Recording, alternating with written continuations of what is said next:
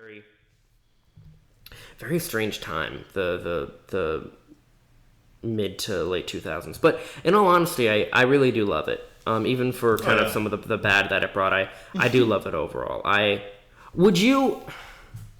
I would say, because, some people think, oh, I'm a 90s kid, I'm an 80s, whatever. I would very much say I'm a 2000s kid. I'm 100, because one, I was born in the 2000s, and I just love so much about that kind of, I don't know, the way people were in different... I love the technology and stuff we have now, but I guess, I don't know, I love, how, alternative rock was really, at the top and different things like that, yeah. So, I don't know, there's a lot that, do you have because I guess the generation, I would say, for years I had always said that I related the most with, and I still do. I love a lot of the style of the 50s and 60s. Not a fan of the racism and sexism and shit like that they had going on, but other than that, but I like the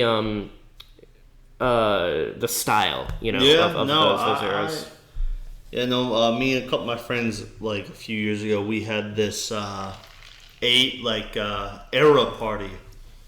This what? Sorry. Era party. Oh, era. Okay. Where you can dress up like you're from the 50s, 60s, 70s, 80s, 90s, whatever. Up until now. I went with a lot of Marty McFly type of 80s, 85. Yeah, 85.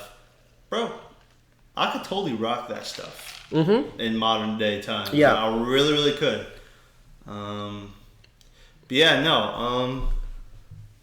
Yeah, I like my mom, man. She talks a lot about when she was in the 80s and all these stories. Yeah, fantastic stories, and I'm like, I want to go to the 80s for a month and just stay in the 80s for a month. And here's the because literally, let's say I'm in the 80s, right? Walking down the sidewalk with my phone. No, and someone walks by and they're like, what is that? Wait, do you mean take the technology we have now to the... Dude, that would terrify people. That's not... Literally, a person walking by would be like, what is that? Oh my god.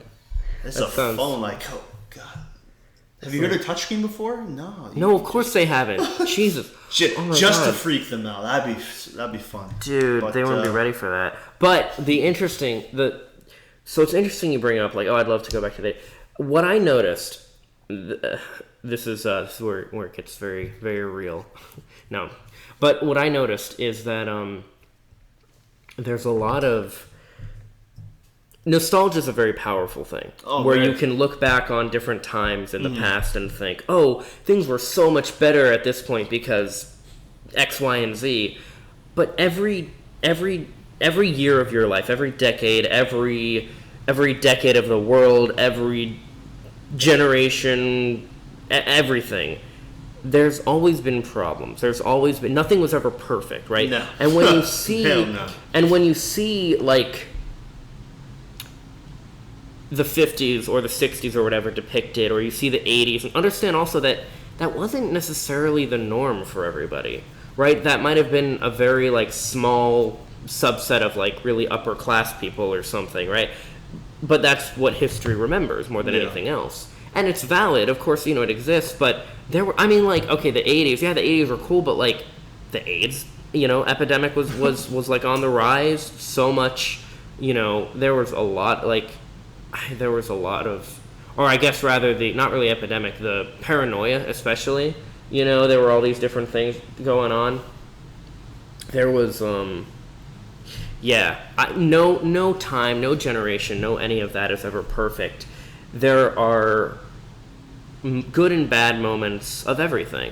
Of everything, and I think that's an important thing to remember, because it's very easy to get swept up in that nostalgia and think, oh, well, I wish you could go back to this time when things were so much simpler. And were they really, though? Were they really simpler? Or is it just that, you're kind of feeling that they were that way because of what's going on now? Being 10 years old, and the only thing you have to worry about is what your next meal is going to be. Yeah, well... For me, that was a simple time. It's funny you say that, though, because for us, yes, that's true, but there were also people, and there still are, where, they're 10 years old, and, the worst thing they have to worry about is what their next meal is going to be, but not in that's all they have to worry about, in a they're like, them and their family are really struggling for money, and they have to worry like, oh, what is my next meal going to be? There's a very different way you can take and kind of look at that concept and everything. Well, the coronavirus doesn't have anything to do with it. I'm talking about people in deep poverty and different things like that. But that, these are things that would, I don't have enough knowledge on the subjects to really make valid points on them. I just, right now, I'm kind of pointing to a fire. One that I think most of us know is there, but, and I'm guilty of it myself, a lot of us kind of ignore at times for the wanting to keep the status quo or, what have you. So, anyway. But no, my point is, there's always going to be people that have it harder than you, and there's always going to be different points in life where, it'll be really easy to look back and think, oh yeah, things were so much easier back then. But really, it's just perspective, because when you were going through it at the time, it didn't feel that way. It wasn't that way at all. And it felt like the horrible things that happened to you that you look back on now, you're like, oh, that's all I went through like 5 or 10 years ago or whatever. Well, at the time, yeah, it was really bad. You can get through things that you have now because of what you've gone through before. And I think that can be similar to, societies and civilizations as a whole, where, you can get through really, really terrible events throughout history and be stronger because of it. So I think that's all important as well.